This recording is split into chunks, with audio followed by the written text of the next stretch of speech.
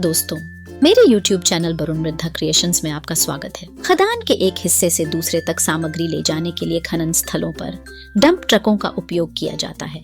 अधिकांश dump truck बहुत बड़े हो सकते हैं। जब तक उनके आसपास अतिरिक्त सावधानी न बरती जाए, खतरा हो सकता है। इसीलिए कड़ी सुरक्षा प्रक्रियाओं का पालन करते हुए खदान में सुरक्षित संचालन संपन्न किया जाता है। शिफ्ट शुरू करने से पहले ऑपरेटर यह सुनिश्चित करने के लिए कि डंपर या अन्य उपकरण ऑपरेशन के लिए तैयार है, उन्हें पूर्व परिचालन निरीक्षण करना है। खदान स्थल द्वारा निर्धारित सुरक्षा मानक और DGMS रूल के हिसाब से उपकरण की सुरक्षित संचालन को बनाए रखा जाना चाहिए। यात्रा करते समय ट्रैफिक पैटर्न का पालन न करने पर डंपर और सड़कों में ढुलाई से जुड़े संभावित खतरे शामिल रहेंगे, जैसे कि बेंच के बहुत किनारे से डंपर चलाना, गतिशील वाहनों के बीच चलना, अत्यधिक गति और हेवी इक्विपमेंट के ऑपरेटर को सूचित किए बिना पास आना। बड़े डंपरों में विजिबिलिटी की परेशानी रहती है। भले ही वे दर्पण और अन्य सुरक्षा उपकरण से सुसज्जित हों, फिर भी ड्राइवर के लिए अभी भी ब्लाइंड स्पॉट रहता है। जितना बड़ा वाहन उतना बड़ा ब्लाइंड स्पॉट। एक बहुत बड़े डंप ट्रक में सामने की ओर 40 फुट का ब्लाइंड स्पॉट और दाहिनी ओर 70 फुट का ब्लाइंड स्पॉट हो सकता है। छोटे घर तक भी उन ब्लाइंड स्पॉट में छिप सकते हैं। डंप ट्रक ऑपरेटरों के लिए और उस क्षेत्र में काम करने वाले लोग जहां माल ढोते हैं, मौखिक और दृश्य दोनों ही कम्युनिकेशन अत्यंत महत्वपूर्ण है। एक फोरमैन डंपर का संचालन कर रहा था। एक ट्रक के बैक हो जाने से वह गंभीर रूप से घायल हो गया जब वह पानी की होस शिफ्ट कर रहा था। उन्होंने रेडियो द्वारा डंप ट्रक ऑपरेटर को सूचित करके प्रक्रिया का पालन किया, लेकिन जवाब की प्रतीक्षा नहीं की। ऑपरेटर को रेडियो संदेश कभी नहीं मिला था। बैक इन करते समय अपने दर्पणों और यदि कैमरा उपलब्ध हो तो पीछे के दृश्य की जांच अवश्य ही करें। याद रखें, आगे से पीछे बढ़ते समय और पीछे से आगे की ओर शिफ्ट करने से पहले डंपर को रोक।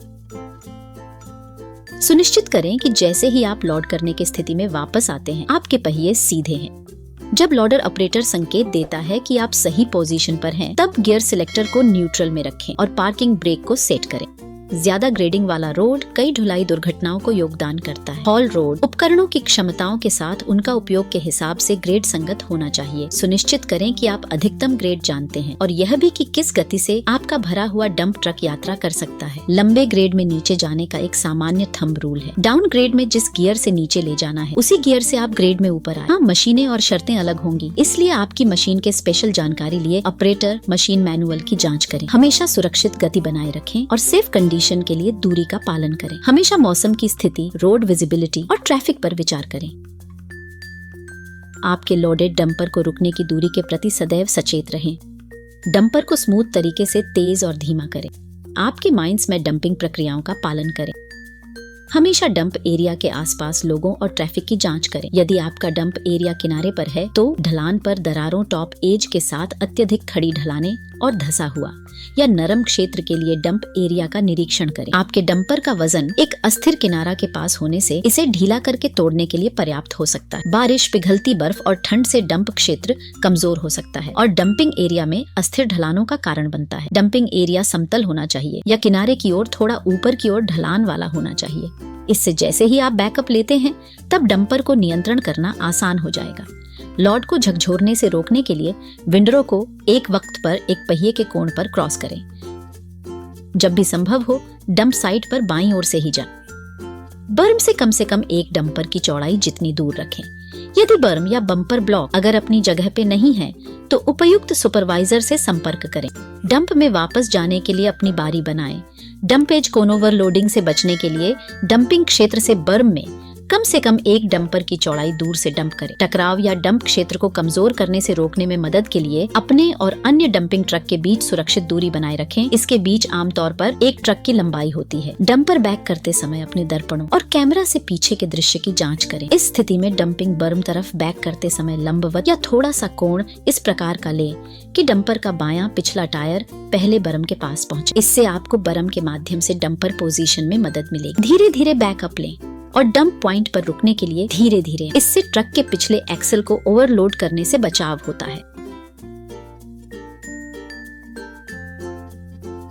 बर्म या बम्पर ब्लॉक पहुंचने से ठीक पहले डंपर को रोकें, डंपर को न्यूट्रल में शिफ्ट करें और डंपिंग करते समय उचित ब्रेक को सेट करें। डंप करते समय रिटार्डर ब्रेक का उपयोग नहीं किया जाना चाहिए। डंपर का डाला रेस और डंप करने से पहले सुनिश्चित करें कि डंपर ओवरहेड बिजली लाइनों, लोगों और अन्य उपकरण से दूर है। जब डंप स्वीकृत हो जाता है तो आरपीएम बढ़ाएं, डाला उठाओ और लोड उतारो। ध्यान रखें कि डंपर की डाला में सामग्री फंसी हुई है तो वो मशीन को अस्थिर बना सकता है। लोड को पूरी तरह से नीचे डंप करते समय आपको धीरे धीरे आगे बढ़ने की आवश्यकता हो सकती है। डंप एरिया छोड़ने से पहले डंपर का डाला पूरी तरह से नीचे कर लें। जब डाला पूरी तरह से नीचे हो, देखें एक बॉडी डाउन इंडिकेटर आएगा। चलने से पहले संकेत दे या हॉर्न बजाना है। जब आप डंप एरिया छोड़ दें, बेहतर विजन के लिए संभव हो तो बाएं मुड़ें। यदि आप अपनी शिफ्ट के दौरान डंपर को पार्क करते हैं, सुरक्षित पार्किंग प्रक्रियाओं का पालन करें। पार्क करने के लिए सुरक्षित स्थान चुनें, पार्किंग ब्रेक सेट करें, सभी कंट्रोल को बंद रखें या शट डाउन करें। और यदि आप ढलान पर हैं और किसी भी कारण से डंपर को छोड़ना है तो पहियों को पहाड़ी की तरफ मोड़े या व्हील चॉक्स का उपयोग करें। व्हील चॉक्स का उपयोग करते समय इन्हें हमेशा ड्राइवर की एंट्री पर रखें। तो यह आपको कैब में लौटने से पहले इसे हटाने की याद दिलाएगा। सुनिश्चित करें कि आप व्हील चॉक्स को जमीन में एक ग्रूव में न रखें। यह इसकी प्रभावशीलता को कम कर देगा और व्हील चॉक्स मशीन को पलटने दे देगा। आशा है कि आपको हमारा ये वीडियो अच्छा लगा होगा। वीडियो को अपने दोस्तों और परिवार को जरूर शेयर करें। धन्यवाद।